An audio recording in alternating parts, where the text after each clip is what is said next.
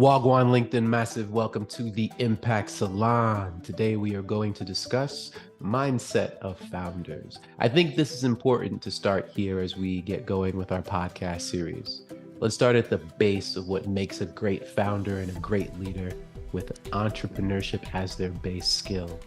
Entrepreneurial leadership is an essential quality, whether you're doing a startup, you're internal as a CTO, or you're working your way up as a junior dev.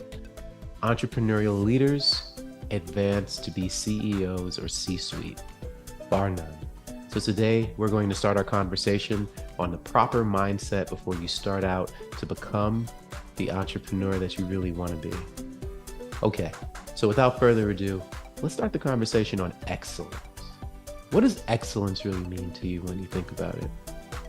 Do you have a line of excellence that you maintain throughout your leadership and throughout how you live your life? I know when I'm leading below my line of excellence. I know when I'm working below my line of excellence. Some days I might be sick or I might be recovering from a cold. So you have to be kind to yourself and know that, well, today I usually do 10 push-ups, but I can only do 5. That's what it means to have excellence built into everything you do. I work with many project leaders, product leaders, other managers in companies, helping them as a coach and to develop projects internally. What I've noticed, and this is no shade at anyone I work with, but what I've come to see is that when you have been taught professionalism in a 9-to-5 environment, I would say 60% of people go to work to try to do as little work as possible. I know that sounds terrible, and I'll be flamed, I'm sure.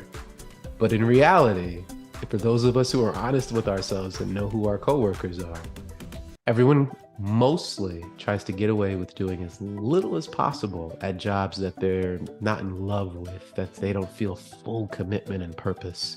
I don't fit in with people who have learned to do bare minimum. It always creates conflict because I've never had that luxury as an entrepreneur. As an entrepreneur, you only get one opportunity to make an introduction to your future customer, and you can't waste that. If you're building a podcast and you're in episode 20 and you find out in episode 5 that your microphone wasn't recording well, guess what? You should redo all 20 podcasts. And I know that sounds absolutely absurd, but excellence demands that you do the absurd.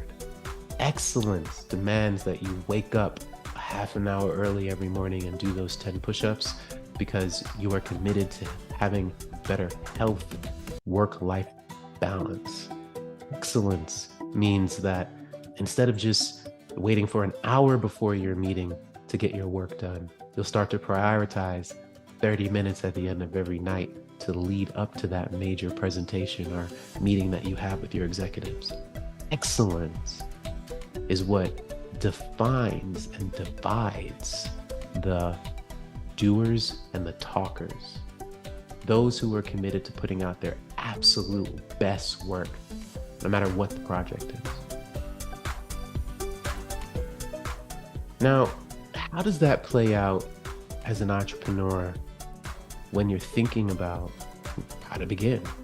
Like we all want to be successful, but what kind of entrepreneur are you?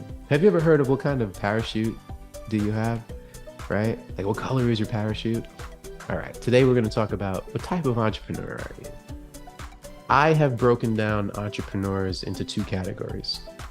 And of course, my 2 categories are the only categories that should exist, and just what it is. But I feel that the majority of individuals and personality types that I've encountered break down more or less into these 2 buckets. Lifestyle entrepreneurs, those who create businesses that fit their life and fit their lifestyle and fit how they want to live their life, right?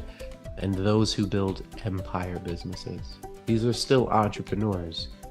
If they're not building a business for themselves, they're not building a business to make themselves comfortable, they're building a business for a legacy. Now let's break these down into 2 different kind of micro steps.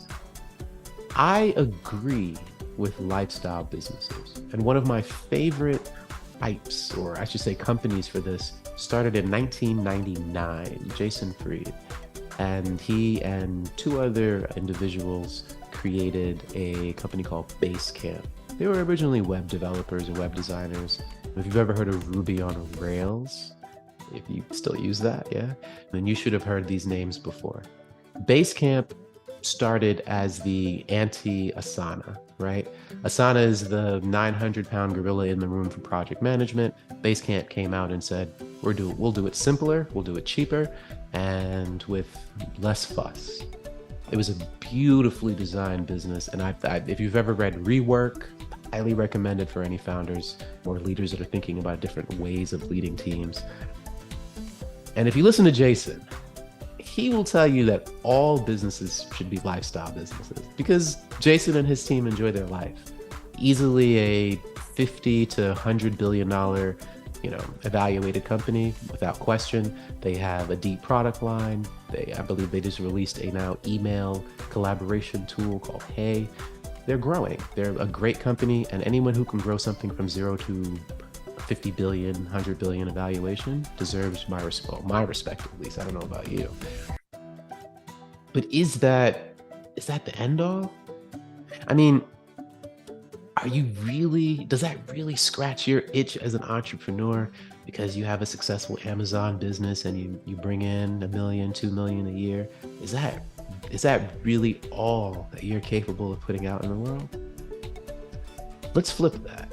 What is the mindset of a lifestyle business entrepreneur different than an empire builder? Let's change the scenario and take a step back to the early days of Microsoft, when Microsoft was actually in startup phase.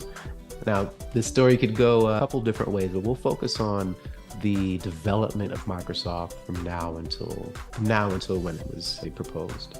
When Microsoft first started, it wasn't this huge $2 trillion market cap company able to invest in open AI, which will change the future of technology. Microsoft started out hustling software, strong-arming deals in some cases, and building as they go. Microsoft started off with the intent to be an empire, to be a business that would redefine an entire industry. That is a different mindset for an entrepreneur to go in with.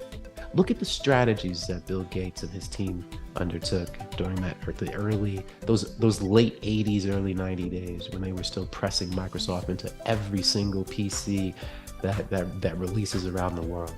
They created a strategy that says, well, if everyone uses our OS, our operating system, and we have the contracts with all the manufacturers of every PC, well, then everyone in the world will eventually have to use Microsoft. You see, that's the difference between an empire thinker and a lifestyle business. The lifestyle business is thinking, how do I create flexibility, time, and money to allow me to live a life that I want, which is beautiful. Every single person in the world should own some type of lifestyle business, whether it's a Substack that you're writing your thoughts every week while you're working. You should have some other type of revenue stream coming in besides your main revenue stream from your full-time job. But if something scratches that itch, if there's just something you have to make exist in this world, and you believe that you can reshape, redefine, and push an industry to new levels, you're an empire builder. You're building an organization and a technology not for today, but you're thinking about how your company can capture a market, can be the leader in a market where everyone has to come to you if they want to actually advance in their technology. Do you think you can create an app in 2023 and not consider being on the Apple Store or the Microsoft Store? It's not possible, but you could live your whole life and never use a 37 Signal product. The difference, yeah? All right, so today we discussed the differences in mindset. One, for excellence, and the difference between working at a full-time job and then working for yourself. and the value and the discipline of excellence and how it actually propels you and your venture forward. 2, we discuss the difference in mindset between a lifestyle entrepreneur and an empire builder. I hope this was useful. I hope you will join me in the comments and continue to tell me what kind of entrepreneur are you. Have a great day, and see you next week for the Impact Salon.